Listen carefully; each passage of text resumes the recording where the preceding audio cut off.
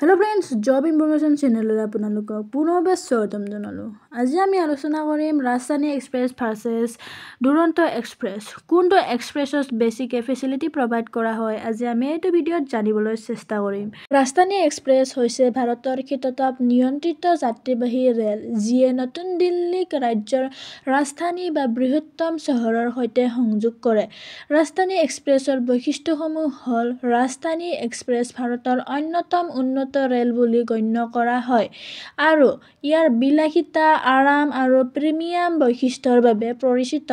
ইয়াত তিনিটা শ্ৰেণীত থকাৰ ব্যৱস্থা আছে: first AC, second AC tyre আৰু থাৰ্ড এচি টায়াৰ। ইয়াত যাত্ৰাৰ সময়ত যাত্ৰীসকলক বিনামূলীয়াকৈ খাদ্য প্ৰদান কৰা হয়। ৰাজধানী এক্সপ্ৰেছৰ স্পীড ক'ব গ'লে ভাৰতত সকলোতকৈ ফাষ্টেষ্ট ট্ৰেইন বুলি জনা যায়। ৰাজধানী এক্সপ্ৰেছ আন এক্সপ্ৰেছসকলতকৈ কম আৰু বিশিষ্ট ট্ৰেইনতহে। ৰাজধানী এক্সপ্ৰেছ আছাম ডিব্ৰুগড়ৰ পৰা নিউ দিল্লী যাত্ৰা কৰে, Howrah junction two new Delhi যাত্ৰা কৰে, বেংগালুৰু টু হজৰত নিজামুদ্দিন যাত্ৰা কৰে বুলি জনা যায়। এতিয়া আহিছোঁ দুৰন্ত এক্সপ্ৰেছ। দুৰন্ত এক্সপ্ৰেছ হৈছে ভাৰতৰ দীৰ্ঘ দূৰত্বৰ শীততাপ নিয়ন্ত্ৰিত ৰেলৰ এটা গোট যিয়ে ডাঙৰ চহৰসমূহক সংযোগ কৰে। দুৰন্ত এক্সপ্ৰেছৰ বৈশিষ্ট্যসমূহ হৈছে: দুৰন্ত এক্সপ্ৰেছ ভাৰতৰ অন্যতম দ্ৰুতবেগী ৰেল যাৰ সৰ্বোচ্চ গতিবেগ প্ৰতি ঘণ্টাত 130 কিলোমিটাৰ। নন-ষ্টপ আৰু কম সময়তে বৃহৎ দূৰত্ব অতিক্ৰম কৰে এই ৰেলসমূহে।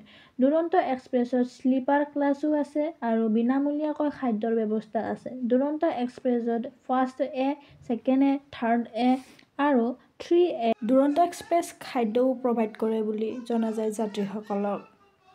দুৰন্ত এক্সপ্ৰেছ কলকাতা টু বিকানেৰ যাত্ৰা কৰে, চেন্নাই টু দিল্লী যাত্ৰা কৰে, মুম্বাই টু হাপা যাত্ৰা কৰে, নাগপুৰ টু মুম্বাই যাত্ৰা কৰে বুলি জনা যায়।